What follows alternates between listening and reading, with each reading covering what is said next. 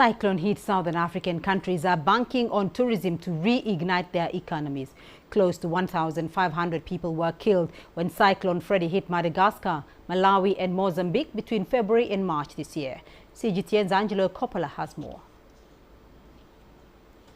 Malawi put on a brave face at the Africa Travelling Derby held in Durban this week to entice visitors to visit again. The country took the biggest hit from the three Southern African nations battered by Cyclone Freddy.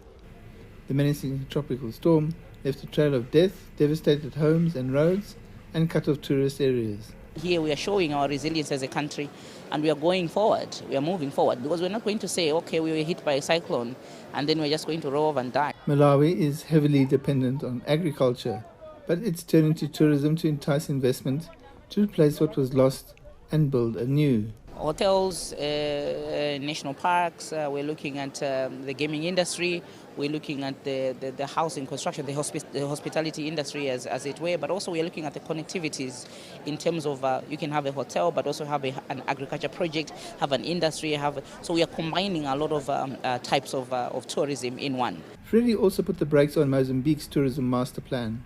The storm ravaged several provinces and left vacation spots underwater. Freddy impacted a lot in tourism, especially because it came first, it hit the province of Inhambane, which is our tourism province, our main tourism of province of tourism.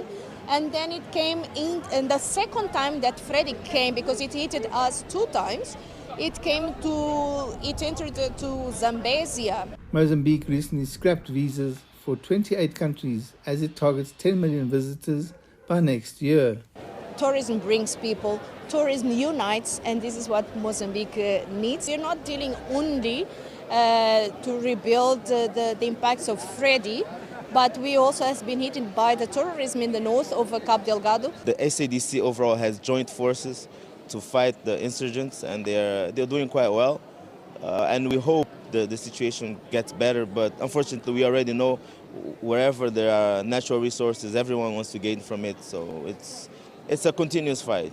Both these countries are still counting the costs of Cyclone Freddy.